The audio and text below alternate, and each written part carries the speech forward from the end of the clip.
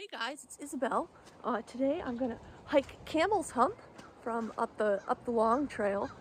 It's nice and snowless down here, but that's gonna change when we get to the top. I've got all sorts of food in my backpack and all my emergency supplies. A big backpack because I'm going to Colorado to be auntie next week, so I have to do some training of carrying toddlers so I don't get any auntie injuries when I go and visit them.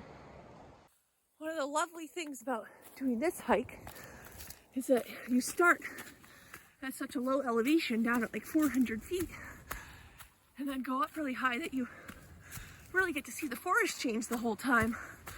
So down here you can see that I'm starting in a primarily deciduous forest, and that's just going to keep changing as we go up the mountain. So it's best to stay off of trails during mud season. The reason I chose today is that it got down to 15 degrees last night, and it's only a high of about 30, so the trail's all nice and frozen, so I'm not causing it any damage by walking on it today in the mud. But just a reminder to be kind to our trails and stay off them when they're super muddy. Let's take a moment for some tree identification. So this is a ash tree. Okay, a couple ways to tell. Has this big spines of bark that make these kind of diamonds. Okay, my favorite way to tell is if you look up at the top of the tree. This isn't the best angle, but up there, okay, the twigs of ash trees look quite sparse in the wintertime when they don't have leaves, and that's because ash trees grow compound leaves, and what that means is that one bud, instead of just growing a leaf out of it, will grow a whole leaflet with multiple leaves. And so it just makes it so that the twigs, instead of seeing all these little buds for one twig, you're seeing them for a whole leaflet. So the twigs themselves look far sparser than, let's say, this maple tree over there that has all these little twiglets on it.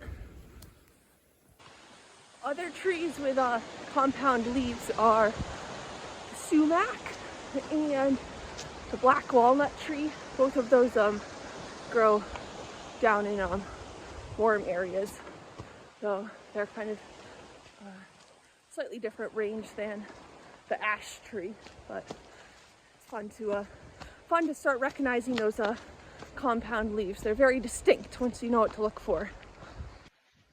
Our ash trees are unfortunately losing their battle to the emerald ash borer, an invasive insect that was introduced from Asia. And so in Asia there are also ash trees, and they evolved with the emerald ash borer. So the emerald ash borer will bore into trees in Asia, but those ash trees in Asia have defense mechanisms that allow them to not be killed by the emerald ash borer, and there are also predators of the ash borer in Asia to keep the insect in check. But when it was introduced to America, our ash trees don't have any of the defenses for it, and we don't have predators of the emerald ash borer, so it's able to just wreak havoc on our ash trees here. Looks like a pileated woodpecker was going to town here this winter. Look at all these wood chips, and huge wood chips too. I think only a pileated can break off pieces that big. There, you can see way up at the top of the tree where it's been pecking. This feels different. So I've climbed about 1,000 feet now. Look at this. Hemlocks everywhere. Hemlocks are evergreens, coniferous trees. We have had a big forest change as we go up. Look at that view. There's the destination. Up to 2,000 feet elevation, and suddenly it's very snowy all around. I brought my micro spikes, and I'll probably put them on at some point, but this snow is not slippery at all, so don't need them yet. Back into some deciduous trees here, but these are mostly yellow birches, which are just super tough trees that are, they can grow just to be like so gnarly looking because they're great at growing in like windy, rugged places.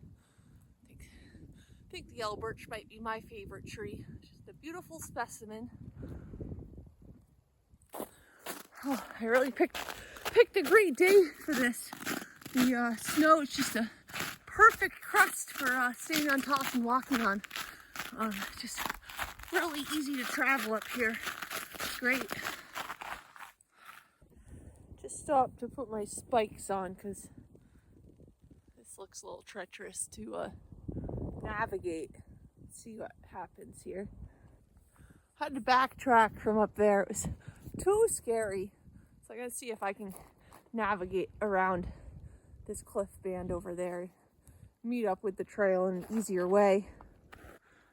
This is beautiful. So I made it above one cliff band, but I think I have one more to go before I can meet back up with the trail. Oh gosh, it's just gorgeous. Time for lunch in the sun at these cliffs and out of the wind here. Today we have bread and cheese and dried mango and almonds. Someone's been chewing. Looks like a porcupine's been here. Interesting, because this is a conifer. I thought maybe they just like deciduous trees, but it appears they're not too picky after all. Woo! Got back to the trail. Had to do some real bushwhacking through some dense conifers there. But found my way back to the trail. Really nice thing about traveling on snow is that it's not too scary to leave the trail, because you can always follow your footprints back to where you had been. It's a little easier to be adventurous. There's what I'm heading towards. This view. See the white mountains over there. Those must be the presidentials, all snowy. Look at all these turds. Not sure what makes these. Maybe porcupine. Definitely an herbivore, because look at that. That's just like straight up woody material. Definitely no fur or anything in there. And look, there's another pile right down here. I think these are porcupine poos. So now in a dense coniferous forest, and I've been seeing a whole lot of old snowshoe hare tracks. Makes a lot of sense. They love habitats like this. Just all sorts of food for them, and protection from predators, easy to hide. But yeah, nice that I found the trail. No footprints to follow, but all of my own to follow on the way back. So the trail finding should be a little easier on the descent today. There's definitely a walker using this trail too. The tracks are a little old now, but I've been following it for a bit, and I suppose it makes a lot of sense that the wild animals would be using the long trail. It's a lot easier to move through the forest on this trail than through the thick conifers over there. Nice that animals can use it too. Look at this beauty of a knot. A little fresh animal action here. Did a little loop-de-loop. And finally went on again this way. Popped out of the woods again. And the summit's starting to look a little closer. Oh.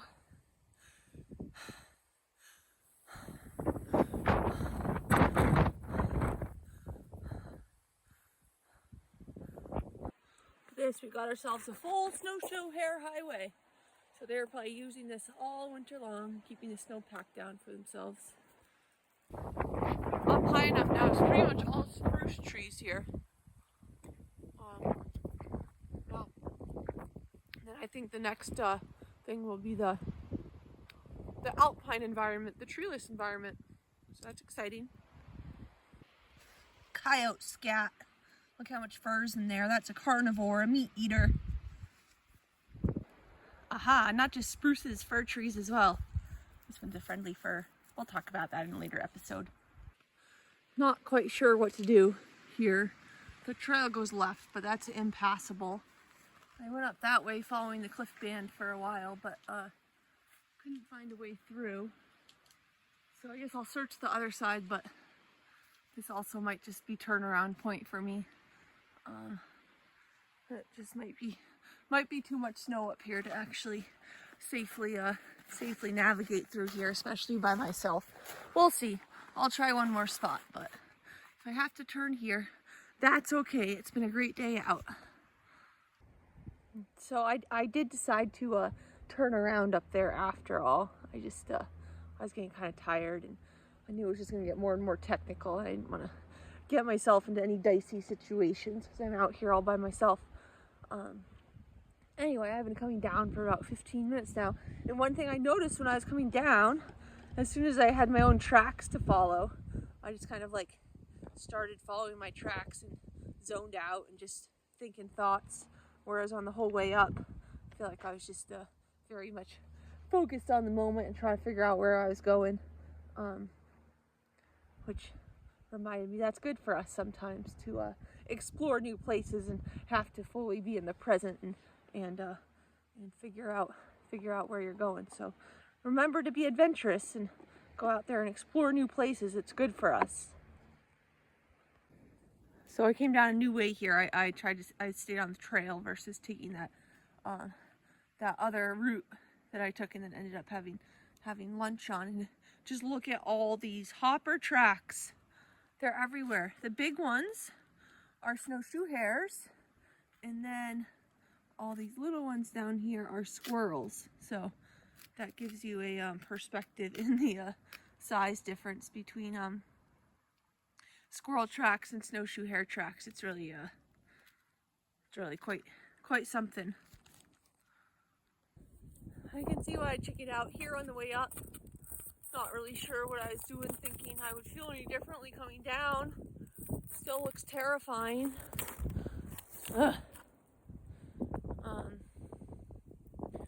I guess I should go back and go do the roundabout way that I did on the way up. Shoot.